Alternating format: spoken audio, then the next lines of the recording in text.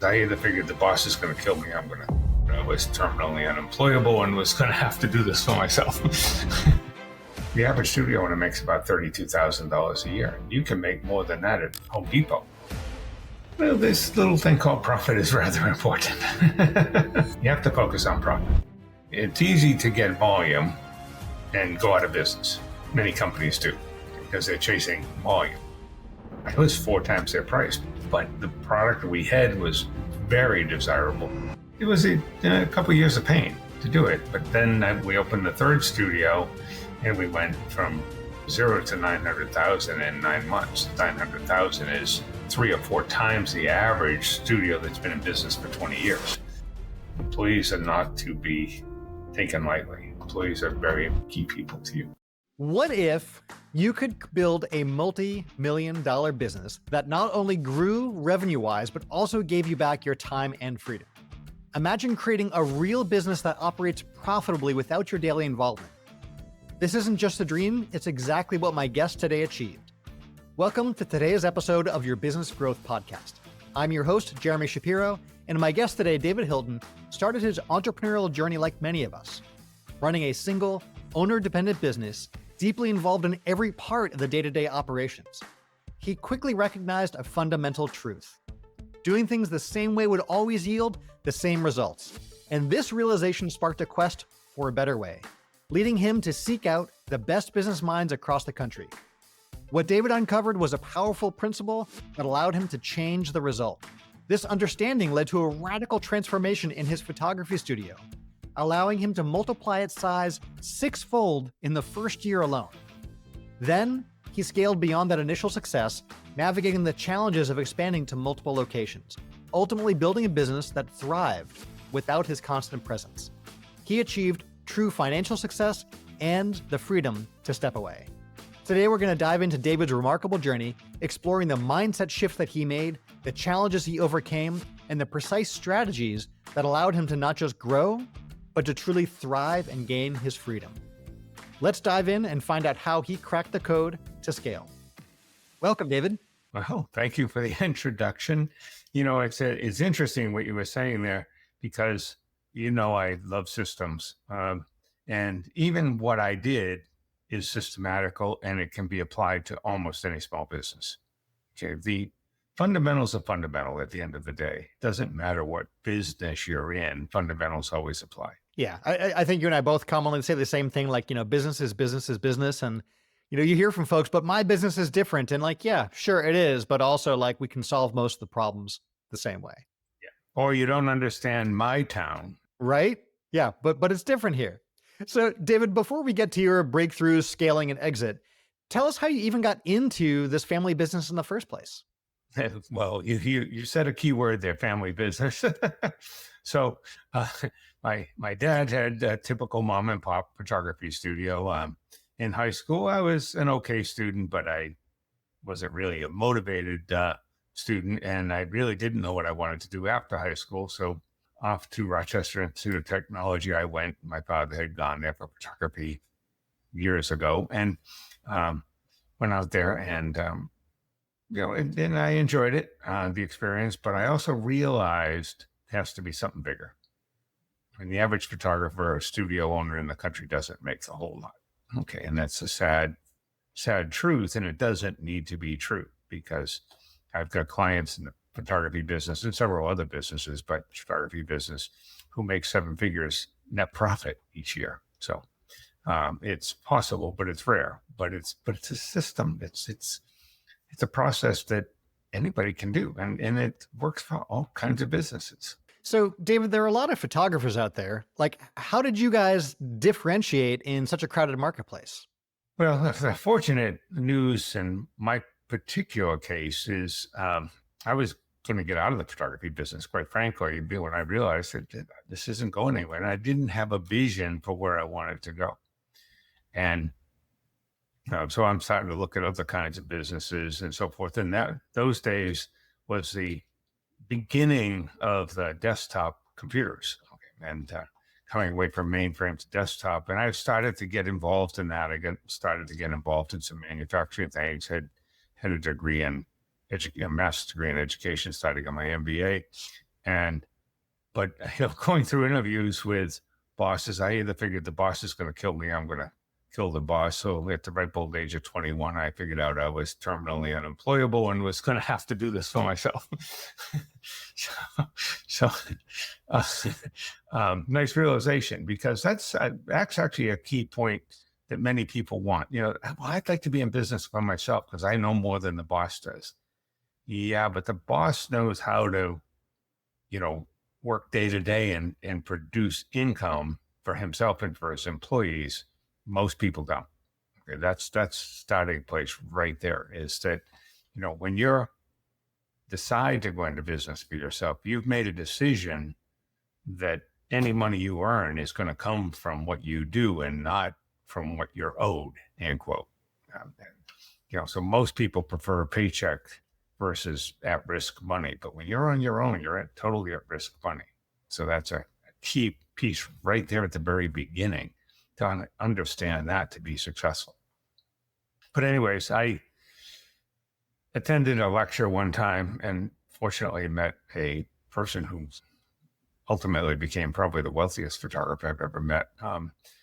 Somebody nobody has ever heard of. He lectured once or twice, maybe 4 times the most ever. In his lifetime, he didn't like lecturing, and I happened to be in one of his lectures, and out of 350 people in the audience, I think I was the only one taking notes. Everybody else thought he was crazy. See, I always took the road less traveled, Jeremy. Okay, if everybody else is doing this, I'm going to do this, go the other direction. And this fellow was doing that. So I didn't copy him, but I got a vision out of him. I said, this guy has 10 studios. Well, it ended up being 14 when he retired, but 10 studios across the West Coast. And I said, if one guy can do it, 2 guys can do it. So that's another lesson here too. If you've seen somebody be successful, if they can do it, I can do it. If you're willing to put in the work, the learning, the suffering, and so forth in the process. The suffering is just a lesson to be learned. That's all. It's not a roadblock. It's a lesson to be learned. Yeah. When you stepped into the business, what would you say was wrong with the business? Like, it had been successful for years before you got involved, yeah? Yeah, I mean, we grew up middle class, okay, and got by. We didn't travel a lot, things like that. We traveled locally, and I thought we were doing well, but by today's standards, photographers aren't doing well. Okay, I mean, the average studio owner makes, according to some benchmarks from the National Association, the average studio owner makes about $32,000 a year. You can make more than that at Home Depot. Okay, I wanted to make way more than that. Okay, yeah. Okay, so I have to do something different, because if I did it the way other photographers did it, I'm going to get what other photographers get. That's another important lesson. If you do what other people in your profession are doing, you're probably going to get what they get. And if that's not much, then that you might want to take a different direction. Yeah. So, given that you didn't like where it was and even where most folks ended up, where was the studio even finding customers? Like, was it growing? Was it steady? Like, were there a lot of repeat customers? Like, how did you guys get growth? My dad, who was a wonderful photographer, but he would photograph anything. Okay. Somebody wants shoes photographed, which we did have an account that did that. Well, I'm photographing shoes today. Somebody needs a family portrait tomorrow, he's doing that. If somebody else needs a headshot for their business, he's doing that. Somebody needed passports, he's doing that. Somebody wanted a wedding, he's doing that. Wow. So no specialization. No. And that's a quick thing I learned out. And through some other people I had met, and again, not people that other people knew or copied. Most of the people I learned from, they didn't care about being known in the profession. They just cared about being successful in the profession. I had to seek them out and find them. And not easy, but it's worth the opportunity. And I didn't have money to do this. If I learned about somebody, I'd call them up and I say, "Can I buy you lunch?" "David, you're over in the Boston area. I'm in California." I said, "Yeah, I'll fly out, buy you lunch." I didn't have money to fly out, but I had to get it together because that's a person I need to talk to learn something to help my vision. Now, this is a really, really key point for everybody. Most people I talk to in business, yeah, I want to build this business so I can make money. That's their idea of a vision. No, no. The money will come if the vision is good, the vision is strong, the vision is something that customers can relate to, and you do that well, then the money flows. The money is not a vision. Money is not a goal. That was a really tough thing for me to get over. Is money is not a goal. Money is a result of doing something well. It's not the goal, though. Okay. Now, yes, I'd like a lot of money, and I might even put a number on it, but it's not going to be the goal. It's going to be the result of doing the right things. What was it that you were establishing as your goal? Like, how did you take that knowledge and put that into place for yourself? Well, due to my original mentor, he changed the nature of high school yearbook photography. And that's why everybody in the audience thought he was crazy, because the stuff he was doing, he was copying magazines, and that's not what high school photography looked like at that time frame, years and years ago now. And I said, well, again, one guy can do it. So I started picking up magazines. My dad said, this is crazy. We're going to go broke. I said, well, we're going to do this, or otherwise I got to go someplace else. Okay. And he said, okay, I'll work for you. So in my 20s, I'm already my dad switching into working for me.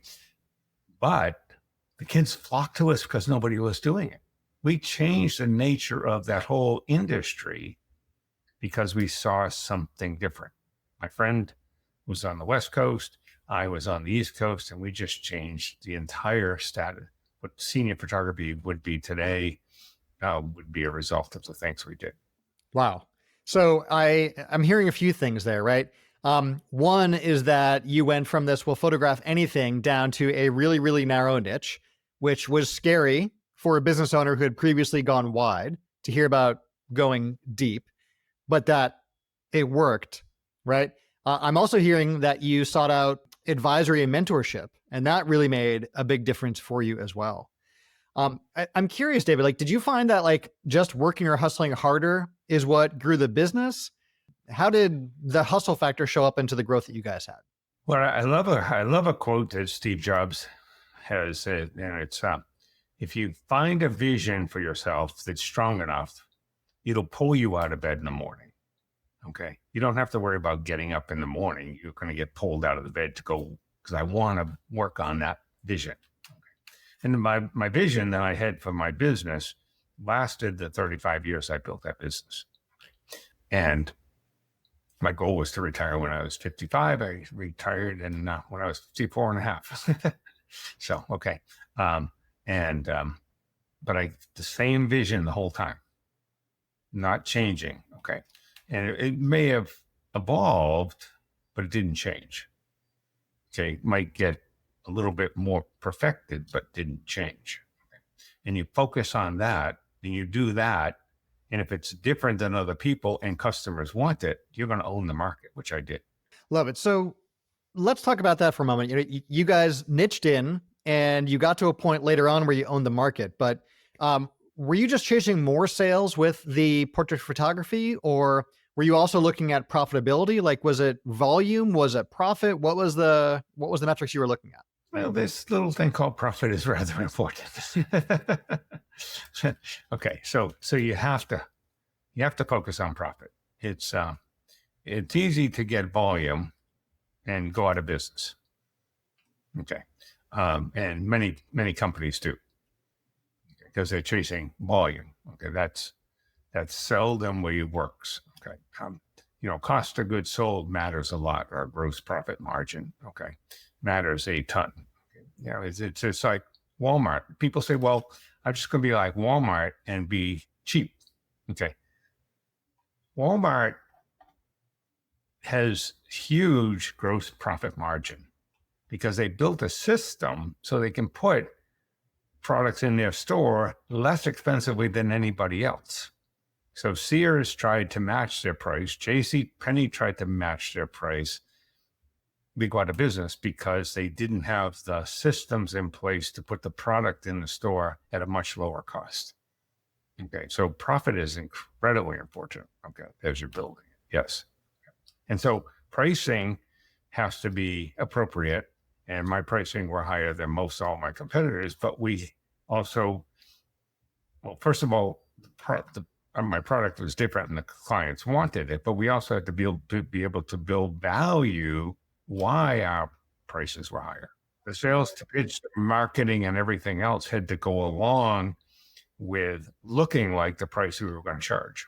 Love that. So tell me more about what you guys were doing to show that higher value, right? So that there was not just higher perceived value, but real world value that justified, a premium price point. Well, listen, this would be a deeper conversation that would really go into the high school market, which actually, when I sold the business, we were at the pinnacle of the high school market because the digital was coming online at that time and so forth. We're back in close to 2000 now, so quite a while ago, 2010 actually. And I already saw the peak coming. Most people didn't. Most people thought, oh, this is an awesome business. Let me just get into this. So I was already looking for buyers for my company, and that's a 3 to 5 year process if you want to sell it right. Another discussion if you want to take questions later, on it. But when you can see around the corner and know that the market that's the time to sell. Okay, because other people are saying, oh, this is thriving, and they watch your business, and I know it's time to exit. It's a good time to sell. Yeah, okay, and take the money. So had you guys not pivoted away from casting a wide net and narrowing down and niching and going a value-based premium price direction, like what would have happened if you didn't change and you stayed the course? Yeah, you wouldn't succeed. If you think about it, Steve Jobs got fired from Apple. He came back to Apple and they had about 100 products. Within the first month or so, I've forgotten exactly the time frame. You're in Silicon Valley, you probably know better. But when he came back, he made a mandate. We're dropping to 10 products from 100 because he knew that we couldn't do all those.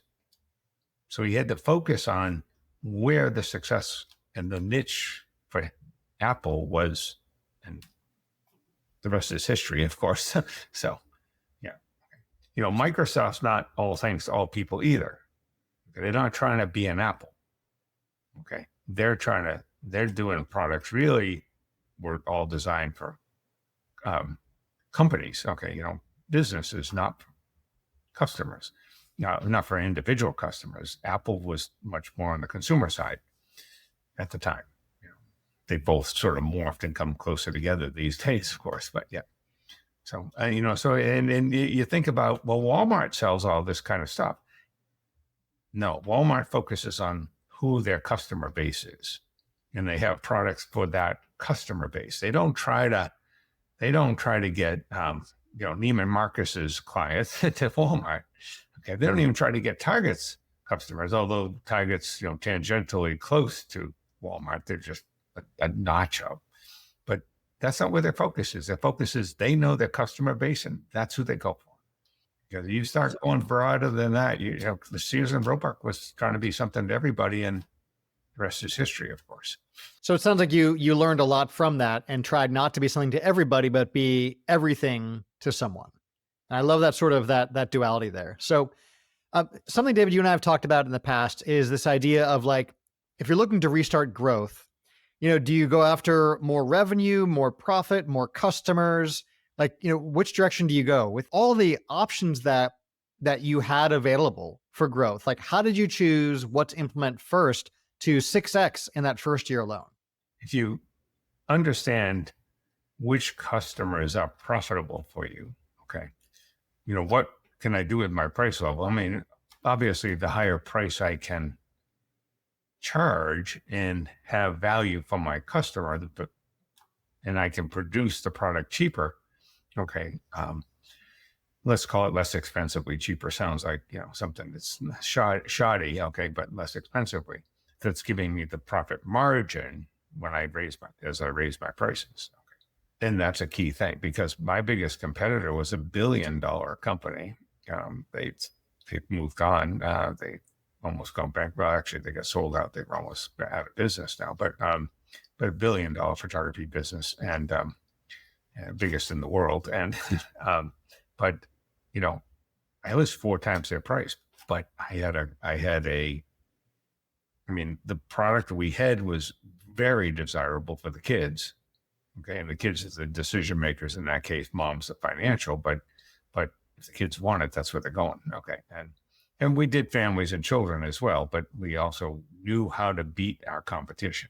So I'd come into a town, when I moved a studio into a new town, there was always a dominant photographer in town, or maybe 2 or 3 that had been there for 20 or 30 years. We were the dominant photographer in the first 9 months because of our marketing also. So not only did we have a great product that we knew and had tested with real customers that they wanted, we also had great marketing to support that. So that, I looked at it, I never studied photographers. I study outside of the business. So for instance, if I'm opening studios, I don't want to see what some other photographer did to open their studio because it's probably not very good. So, but I look at people like, say, Olive Garden, or somebody who opens a big chain of restaurants or something, or even Home Depot or whatever. I mean, on day one, when they open the door, you can't get a seat in that restaurant, okay? Because they've already trained their staff, they've got their marketing in place, et cetera, et cetera. And so on day one, so I learned that. So I said, on day one, when we open a store, we're going to be busy because we've already got marketing plan in place. We've decided, getting the leads and things like that. Things are beyond a too narrow niche to talk about today, but I got the leads and so forth to do that. So. I love that. I have a client that I've done some great work with that opens up gyms, and part of his whole formula for opening up new gym locations is on day one when it opens, it's already fully booked up. Membership is full. They don't need any new customers, and so they open day one, and they're just booked up. And the next order of business is opening the next location. So I love that you looked outside the photography industry at who was full from day one and implemented the strategies. That's really cool. Well, it's interesting. Let's use the gym one analogy for a little bit. I have a company down the street from where I live here called Planet Fitness. I think they're pretty big, but I think they may be getting close to $1 billion corporation. Planet Fitness. Okay. It's a 24-hour gym. Okay. But, okay, how do they differentiate themselves from every other gym? Okay. Now, I also, I happen to go down to Florida in the wintertime, spend a few months down there. And I have a neighbor down the street, and he drives some very expensive cars. Okay. But he's a one-man gym. He's got his own thing, but he's a trainer, and he trains very wealthy people at a huge amount of money. Okay. So 2 very different models can both exist. Okay, as long as there's a clientele available to them. Okay, it's this fellow down in Vero, moved to a town that was not very, didn't have a lot of money. Okay, average or less American income. He wouldn't have any customers. He's in a neighborhood where people care about that stuff, and there's an audience for him to play with. Okay, Planet Fitness could open up almost in any city because their prices are very low, but they've got a good product. You've touched, David, on 2 different ends of that spectrum, right? 2 businesses arguably in the same industry, right? But choosing to serve different audiences with value in different ways, very similar to what you did. So not all businesses have figured themselves out and know who they want to serve, and right, make that same mistake that that you saw of trying to serve everyone. So before you decided to go on the more premium side, had you tried discounting your way to profit? Like, did you guys ever try to be a low-cost provider? Discounting in my world would be, anybody uses that world, I want to punch them. Okay. Discounting will put you out of business, simply put. Okay. Ways I can combine things, and I can have a special price, but I'm going to make sure my margins are staying. Okay. People think they can discount their way to success. You can't. It's not possible. Now, you say, well, the big department stores do it in January. Okay. Yeah, that's because they've got last year's inventory and they have to get rid of it. Okay. It's still not a really good idea. The ones who have gotten down forecasting is really hard in that business. That's a really hard business. Merchandise, clothing merchandise, particularly because it changes so fast. But the ones who get their supply chain operations down much, much better don't end up with excess inventory in January. Okay. And they can become much more profitable because they're looking at next season stuff ahead of the curve and things like that. So that's very important in that kind of an industry. But discounting, bad word. I couldn't agree more. And I've learned a fair amount of the math behind that, from our conversations in the past. So that's great. So, okay. Sometime you'll need to teach them about that math. I could do it with you, but that's a whole nother longer conversation. I love it. We cover a high level overview of some of the dangers of discounting in the book. So there's some good examples in there. So, all right, David, you guys niche down. We talked about how niching allowed you to specialize and bring in more customers, and that allows you to charge a premium. But once you've done that, tell me more about some of the other changes you made to increase revenue and profitability with those customers and that lead flow of clients coming through the front door. We had another piece to that as well for the small business people out there, because so many small business people I talked to said, well, David, I could never double my business. I'm already working 12 hours a day. I couldn't work 24 hours a day to double my business. No, the theory is make more, work less. Okay. And we do that by systemization. And systems will set you free. Well, people say, well, no, systems are too rigid. Systems, they're not human. Okay. And so forth. No, not true. Okay. Not true if you design them properly. Okay. A good restaurant chain has good systems. Okay. McDonald's succeeds for a reason. You can go to any McDonald's in the world and get exactly the same product because they have exactly the same system. You and I have for decades talked systems, and we can do a lot more with that. So without diving too deep into the importance of systemization, all of that, there's one really cool thing you did after you sixfolded the business in 1 year, or 6x'd it. You then went on to open a second location and more beyond that. And one thing you've shared with me in the past is that opening a second location is often what kills most businesses. And you clearly, that was not the nail in your coffin. It was close. It was close. What happened when you went to open that second location? You think you have it nailed when you've got the one building working. Okay. Because you're right there. You're the guy. Okay.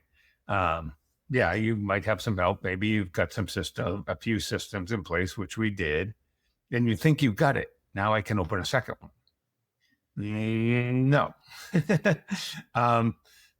Because you're going to quickly learn what systems you don't have, which is probably most of the necessary ones. And so that second business, if you're not careful, if you don't get some good help or advice from somebody who's done it, wipe out a lot of businesses when they try that. I mean, it almost did it to us too. Fortunately, I figured it out, but there was a couple of years of pain to do it. But then we opened the third studio, and we went from 0 to 900,000 in 9 months. In the photography business, 900,000 is 3 or 4 times the average studio that's been in business for 20 years. And that was just that third studio. Yeah. And my mentor had told me, Dave, you'll understand it when you get to 5. Thank God I understood it when I got to 3. So when you're not physically present, how do you ensure that the money is accounted for, operations are consistent, that the experience for clients is the same no matter where they go? Like, what were you doing to provide that consistent experience and allow the studios to run without you physically being there? First of all, who's overseeing the employees to make sure they're doing their jobs and doing them to the standards of your systems? That's a really key point, because people think of systems, but they don't think of the standards that we need to. If you're going to be top-notch, you've got to have top-notch standards, and people have to adhere to them. So you have to have a measurement system and so forth. Now the other challenge is when you have multiple location. Now, sometimes you go into a mom and pop restaurant and mama is taking the cash at the cash register. Okay. Because she knows her employees will steal from her. Okay. dad stays to the end of the night to make sure the back door is locked and nobody's taking all the alcohol out the back door and so forth. Okay. But when you go to studio, business number 2, location number 2, mom's not taking all the cash, dad's not locking up the door, and we got to make sure the inventory isn't going out the back door, the cash isn't going out the front door, et cetera, et cetera. So those are just other processes. And I had to live through one of those situations in studio number 3, and you get some lessons out of this. Okay. Fortunately, it wasn't so bad to put me out of business, but it was a significant amount of money. One of our what I thought was very, very trustworthy people had worked for me for about 4 years, but something happened in her life and she needed more money. And so a little bit goes out every week. And over the course of a year, a lot goes out. So, and we were able to recover part of it, but not all. But that's a lesson learned. Okay.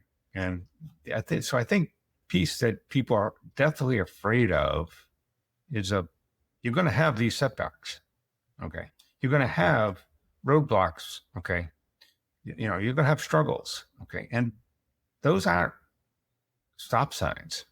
When people realize that it's not a stop sign, that obstacle in your way, that Ryan Holiday, I think it was, wrote the book, The Obstacle is the Way. Okay.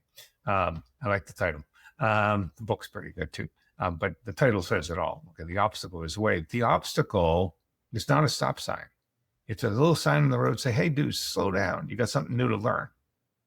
And if you get that lesson, man, you take off. Because now you know how to break through that, which most people don't. I love that. I have many of his books. And it's interesting that I think one of the things that's scary for many prospective business owners from starting a business is this fear of failure, this fear of, the problems and challenges and things that come up. And that can, keep you in bed and prevent you from walking out the front door every day because there's not green lights the whole way between here and where you're going. Or you take that first step, right? And understand that you're going to face some obstacles, and that it's okay. You'll learn from them, right? And grow through it. So you had asked me somewhat earlier, but how much am I working in the business? Now, by the time we get to studio number 3, I opened it as the photographer. Okay. And quickly realized you can't manage 3 studios and be a full-time photographer. Ridiculous concept. Okay. And I also like to be done my work at 5 o'clock, come in at, 9 o'clock, go home at 5 o'clock. My girlfriend still says to me, David, you always work at 5 o'clock. Yep. Why not? Okay. And, my goal when I was 40 was to take off a week a month, which I accomplished forever since, at least. It's about training people and then having standards for them to live up to and having a measurement for that standard. Getting into how to do that, we can teach, but that's beyond the scope of what we can do today. But let me go into the piece I've kind of learned about this, the stages of growth, okay, that people are going to go through. And they can be painful, but don't think of them as painful. Think of them as, a super education. Now, the first part I see is it's based on levels of education, even if you will, or abilities to learn. Okay. The first piece is unconscious incompetence. Okay. I don't know what I don't know. The problem with unconscious incompetence, people do think they know it all. Many times. And you can tell it by arrogance. People in that when you see arrogant people, they typically are unconsciously incompetent. They don't know what they don't know. Okay. But if we can get them out of that, then they can begin to learn. So the really learning starts when I become consciously incompetent. Okay. And I call that struggle. Okay. But if I'm willing to seek out sources of learning, your book, okay, my books, etc., getting the right advice and so forth, okay, I can begin to learn. But it's still going to be struggle. I'm still going to hit those obstacles more often than not. But get the lessons from the obstacle, okay? Because then I move up to conscious competence. Now I have to think about it. I have to read the system, the brownie recipe. Okay. but my business is stabilizing now. And then eventually I get to unconscious competence. And this is where you don't really know what you know. You just automatically do it. Okay. There's still systems, but this is just natural. And these people don't really generally know how to teach. It's pretty interesting thing when people like you and me figure out how to teach when we're already consciously competent. That's sort of a different trait. Okay. But now we're at the place of mastery. Okay. And that's what success it really is. And that's the level of getting up the hill that we want to get to. And then really above that is significance. Now I'm doing good for other people too. Okay. I can do good for my community and things because I've got money to be able to do other good things. Do good for your employees. Always treat your employees well. Employees are not to be taken lightly. Employees are very, very, very, very key people to you. But here's the other key piece about that whole sort of pyramid of growth is it has to be continuous learning. Because the second you stop learning, the second you stop changing, the second you stop adapting to what's going on in the world, you're going to slide right down to the bottom. It's like chutes and ladders. Okay. Because if you're not changing, the world around you is always changing. And we have to pay attention to that world. So continuous improvement is super important at that, especially as you're getting to the upper echelon. One of the words I love talking about often is this Japanese concept of Kaizen, this like continuous never ending improvement. Continuous improvement. Yeah. And, a lot of folks think that at some point their business will have made it or they'll have made it and they're done. And it's really this ever evolving thing. And before we wrap up, there's actually a quote of yours I love that's sort of around that we'll get to, but we're not there yet. I want to ask, so you achieved this incredible growth. You multiplied the studio 6x in the first year. You expanded to multiple locations. You got the lessons of a 5 studio company when you had 3, right? So you focused on premium pricing, niching, systems, and then you went much further. How big did the business get? By the time I sold it, we were at least in the top 10 in the country. And there's 30,000 photographers in the country. So, yes. Okay. Was it hard? No, there were a lot of lessons along the way. So some people would call that like hard. No, I didn't think it was hard. I thought it was fun. Yeah. You alluded to it a few times earlier, not on this call today, but I call it the great game of business. Okay. You think about football. Okay. If the team that's behind at the end of the first quarter, the chances of them winning the game are pretty slim, but they can rebound. Okay. Kansas City Chiefs, a year ago, not this year, but a year ago, rebounded. They were really losing, and they went in the locker room and they figured out a plan. Okay. And they motivated themselves to execute on that plan. The other team thought they were way ahead and they got cocky. They didn't plan on continuous improvement and they lost, which isn't normal. Okay. But it still can be done. I love it. So once you scaled, tell us more about the journey post-scale as you're moving towards the exit, and tell us about the exit. Well, the end game was, first of all, I'm recognizing it's time to sell because the market's changing so much that I could have adapted the studio to something different, but it would be like turning a aircraft carrier around in, Boston Harbor. No, not going to probably pull it off, okay, without ending up in Logan Airport. But that was in a natural time to sell. Okay. And because everybody else thought it was, man, this is, we're riding the high wave. Yeah, you're riding the high wave at the peak. Okay. So, but when you're going to sell, it's not something you decide and you're going to sell next week. Okay. It's a process of now finding the right buyer for your business. It's a marketing process. It's looking for the right customer, et cetera, et cetera. So it's generally, a few year process as opposed to, like put my business up for sale, I'll sell it in a couple of weeks. No, it doesn't. Not usually. Well, unless you want to fire sale it. Yeah. Yeah. Then one of the things I've coached a lot of people who are selling businesses. I've helped them sell businesses and things. But my first question to them is, what are you going to do next? Because if there's no next, you're going to be very unhappy for the rest of your life. And unfortunately, people who have no next, the longevity is about 6 years. Wow. Yeah.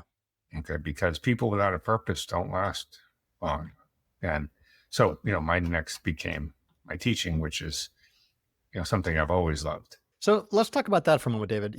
Based on your journey, right? Not just with your own business, but having worked with thousands of business owners around the world, what's the one piece of advice you'd give a business owner who's feeling stuck, who's feeling plateaued in their business, and trying to figure out how to break through and how to move beyond that? There's a wonderful person I learned a lot from, Dr. Ellie Goldratt, in the book The Goal and several other good books. Look for the constraint. What's the key thing that's mostly holding up back? It'll always be one. Okay. Think of an hourglass. Okay. If I can widen that little space there, I get a lot more out. Okay. You got to look for that constraint. You start with that. Okay. And you build from there. So what's the next constraint, and so forth. We got to teach them how to manage differently. We got to teach them about what their money is. Okay. I'll do P&L reviews with, many clients and different kinds of businesses. And the owner often is paying their employees to watch them work, and they're not making any money, but the employees are, so that's not good. But we get it corrected. Okay. It takes some work to do, but we've got to educate first. And because oftentimes they'll say, well, I need this. I have to do it this way. No, you don't. There's other ways to do this. Yeah, but it's not the way I do it. I know it's not the way you do it. Because the way you do it is what's getting you the result you've got. And you don't want that result. So I have to change how I do it. Change the system, change the results automatically, instantaneously. I love that. Change the system, change the result. And it happens instantaneously too. So, yeah. David, you touched on earlier how important finding mentors was, and you've used that word a few times. I know how important mentors have been, in my career and all, but if you were to restart your whole entrepreneurial journey with everything you know now, is there anything you'd approach differently in terms of finding mentors or your earlier education in the world of business? I personally love to read, so I'd probably knock up a book a week. I'm a lifelong learner. Somehow accumulated 5 college degrees. So that's not normal and that's not necessary. Okay. But reading is, okay. Finding the right people is, I've never not had a coach. Okay. I can't say never, but in the past 30 years, okay, I still take coaching. Right now it's on advanced AI. Okay. But, so Dr. Ellie Goldratt was a coach of mine for many years. I got to study with him even over in Israel at his office and so forth. So I've always been looking to find what I need to know. Love it. All right. You dropped this quote early in the episode, which I love because it's so you, but I had in my notes here that I want to ask you about a quote of yours that I love, right? And that's about how when you wake up each morning, you get to play the great game of business. And the first time I heard that from you, there was so much packed in just those few words about this being the great game of business. Tell us, for our listeners, more about that mindset and like what it means to you to look at business as a great game versus, I think, how many business owners typically view their business. And this is something I've taught to some pretty big businesses. I worked at businesses up to even $1 billion businesses, and certainly hundreds of millions of dollar businesses and things like that. And it's always still going to be the great game of business. And sometimes they don't realize it, even at that level. Okay.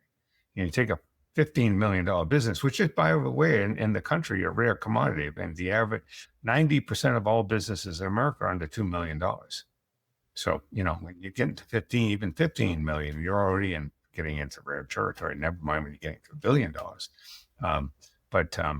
So great game of business. Okay. So think about football, any sport. Okay. But we'll just play with football because I already used that analogy. So we'll stick with it. If even at the Super Bowl game, if 10 minutes into the game, they turned off the scoreboard and told the crowd, we're not going to turn it back on, how much crowd would be left by the third quarter? Because nobody knows what the score is. Nobody knows how many yards they got to go, and nobody's going to hang around for that. Okay, so measurement is important. Have we meaningful goals in different kinds of areas of our business, and are we getting to those goals? Okay, what's our metric today? And one of the things I try to teach most of my clients is win the day, win the week, win the year. Okay, so if I know I need whatever business you have, if I need, in photography business, it might be 5 clients a week or 10 clients a week. And, if some other business might need 1,000 people a day, okay, whatever it happens to be, we needed, about 65 or 75 clients a day. Okay. I need to make sure that my lead generation, lead conversion system is getting that done. Because if it doesn't happen today, I'm already losing the year. Okay. And I can know a business. I look at a business in January, February, I can tell them whether they're going to succeed this year or not, and if they don't change. And it's just like in the football game I mentioned, it usually at a quarter, the losing team usually loses. Okay. Not 100%, but by halftime, it's getting even worse. And third quarter, it's getting worse. And down we're down to minutes, so, okay. So we want to know those answers. It's thrilling because now I have a scoreboard. Well, speaking of, coming down to the end of the game, David, I've learned a ton from you over the decades we've worked together. And even just here on this call, I always am jotting down good notes from our conversation. So what I'm hearing, and to recap for our listeners, is that you stepped into an established but poorly performing family business. You 6x'd it in the first year and then grew to one of the top 10 in the country and made a very high 7-figure exit. And getting unstuck came down to focusing on getting more customers first, and then generating more revenue and profit with your customers and incoming leads, specifically through premium pricing and niching, and reducing the cost of goods sold. To those new customers, I'm very important. Message, market, match. I've got to know the customer I want, and I've got to give them the message they want. Huge. I love it, David. And for our listeners who want to learn more about you or connect, where should they go? If they message me on LinkedIn, I've got 2 books published right now. I've got 2 more soon to come. You've got them right there in back of you, I think. Spark. Yeah. Okay. So if you go on Amazon and you just type in the word Spark and the word Hilton, you'll come up with that book. And the other book is not on Amazon, but it's with Dan Kennedy, and it's The Ultimate Success Secret, co-authored. And if you message me on LinkedIn, I can sell you those 2 books for just postage. Okay, so it'll be $7.95. Love it. And if you're looking for David on LinkedIn, you'll find him by looking for David Hilton. His username there on LinkedIn is David A. Hilton, and we'll of course have all that in the show notes. David, thank you so much for joining us today. This has been great. I always love our conversations and come away feeling wiser and supported. So thank you for taking the time. I wish everybody the success of their dreams, and it can be done. It can be done. Okay, but change is necessary. Love it.